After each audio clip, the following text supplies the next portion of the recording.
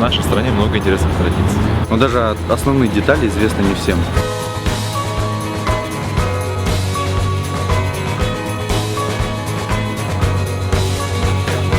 Рассказываешь иностранцам, что мы в Казахстане здесь молоко лошади пьем.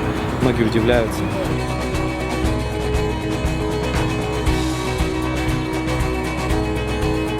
Я в детстве играл в осаки.